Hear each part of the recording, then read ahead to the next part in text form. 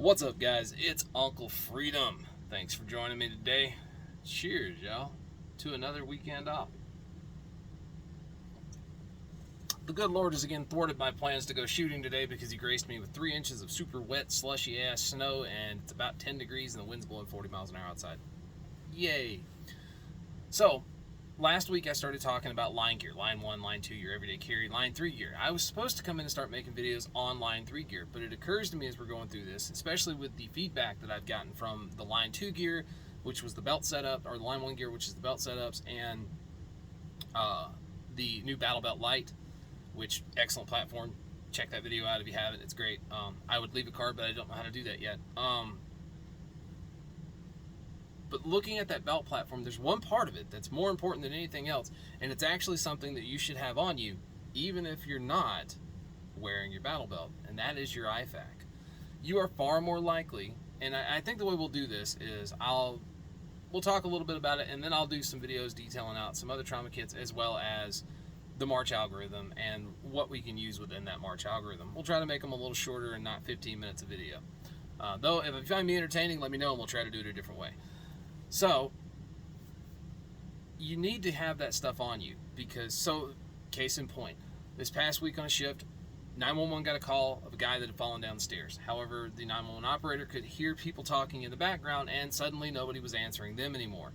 It seemed really weird. It seemed out of character, so they called me and they were like, hey, go there. We're going to let EMS know, but get there and make sure that there's not something else going on. So I showed up, I go in, this guy had taken a swan dive from the second floor of his house down some uncarpeted, unpadded 2x8 steps to the landing below and was laying in a pool of his own blood. Not a very big pool, but a pool of his own blood all the same. Now, that situation turned out to be a superficial scalp wound, probably a concussion and some other stuff, and he was drunk, and like most drunk people, he rubber band-manned his way down to the bottom. He gumbied that shit. Now, had I walked in and he caught a nail head and cut this open, I have to act immediately. I don't get to act later. I have to act now. And that means having the equipment on me. I can't stress that enough. Have it on you and take a class. Learn how to use the stuff. Prep Medic does an excellent video with a Stop the Bleed course. It's a full video on Stop the Bleed. It's excellent. I highly recommend it. Go watch it. And then see if you can get into a Red Cross Stop the Bleed course where you get to work on a dummy. Or if you've got a dummy for a friend, work on your friend. Just tell them to swallow when you stick the nasal airway in. Not really, don't do that. When you carry trauma kits, you need to make sure that the stuff you carry is within the scope of what you know how to do. I see tons of guys carrying a needle D or a needle chest decompression needle, big 14 gauge, 3-inch plus catheter needle in their kit just in case. If you don't know what you're doing and you stick the needle into their heart, are you helping anybody? The answer to that's no. So why carry it? I know the thing, maybe there'll be somebody that knows how to. If somebody knows how to use a needle for needle chest decompressions, odds are they're carrying a med kit of some kind. But then again, the objective when we start dealing with emergency medicine is simply to keep them alive until you can hand them off to a higher level of care. You're not going to cure cancer with what you're doing. You're just not letting them die yet. You're going to give them to somebody else that can make sure they don't die for longer. The objective behind emergency medicine, you're never going to stop the clock, but you can slow it down. And that's what we're trying to do with this stuff. When we start talking about big bleeds, arterial bleeds, we're talking minutes. And it's over. There's nothing you can do. Slow the clock down. And you can only slow the clock down if you're carrying some basic stuff. Now, I'm a medical instructor. I've been to tons of medical courses. I eat that shit up. I will go to anyone they send me to. I will even go back and go to more Stop the Bleed courses just to practice the skill set and see if anything's changed. I have a passion for medicine and emergency medicine. I think it's very important. It's one of the few things that I can give you the knowledge and skills for with some very rudimentary stuff. And you can go out and make a difference 10 minutes after you leave the course. All the John Wick and cool guy shit, multicam cry that you're wearing is not going to help you if while you're doing your cool guy shit on the range, you put a round into your leg and it clips your femoral artery and you have no idea how to use a tourniquet, or you didn't have it staged and you can't get it on right, or you pass it. Like, a lot of things can go wrong. there's so much stuff that goes into this stuff. So we're going to look at the March algorithm. March algorithm is super simple. It was a way that came up with, a way for you to triage what's important when you're dealing with an emergency situation. And that is massive hemorrhage, airway, respiratory, circulation, and head injury or heat loss. Those 5 things will kill you pretty damn quick if you don't treat them. So for your massive hemorrhage, you got tourniquets. For your airway, you've got nasal airways.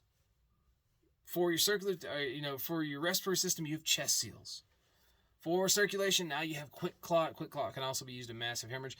But now you have you have your gauze, you have your pressure bandage.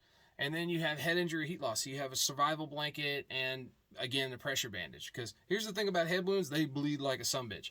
Not really all that dangerous unless there's some other indicators going on. But for the most part, just a lot of blood. And it looks gruesome, but it's really not that bad. Good luck telling the people that are standing around that it's not that bad, though. So that's what we look at with the March algorithm. Nowhere in the March algorithm do we talk about sticking a needle into people's chest. It technically exists within that scope, but if you're trained how to use it, you know where it goes. There's another part of March that's called E-pause. So March E-pause. E is everything else. P is pain management. A is antibiotics. W is wound care. S is shock. You are not going to treat those 5 things at all. If you are, we are fighting off zombies, because that's where we have to be to not be able to get some better care, that we're treating those things on the spot. You may have reservations about things, and I'll try to talk you through some of this stuff. When we talk about packing wounds, there's nothing friendly about packing a wound. Packing a wound is violent, mean, and, well, if they pass out, you have a compliant patient that won't move. You can tell if they're still bleeding or not, so that's good. And then you can deal with the fact that they lost consciousness in a minute. But you got to stop the bleeding, because that's a priority. Because once your hydraulic system loses all its fluid, you die. It's important to keep bright red stuff inside of the system. You don't want it outside. It doesn't do anybody good on the outside. It needs to be inside the system to work. When it comes to packing wounds, simple stuff, man. Put your finger on it, fix your finger, replace your finger with gauze, keep going until you can't fit any more in there, and then try to fit a little more just to be sure to get as much pressure as possible. If you don't have gauze, use a shirt. Use a towel. Use whatever you can fit into that hole. Cram it in there. Get as much pressure as you can to stop the bleed. Somebody is inevitably going to say something about infection. You have to still be alive to be treated for infection. Antibiotics are great, but they don't work on you if you're dead. So stop the bleed. Higher level of care will deal with antibiotics. They can be mad at you later that you crammed their shirt into the hole, but they'll at least be alive to be mad at you later. So guys, it's super simple stuff. We'll take a look at some stuff from ankle trauma kits, tourniquets, things you should not ever buy for any reason, to cool guy pressure bandages, to what you can actually is a pressure bandage.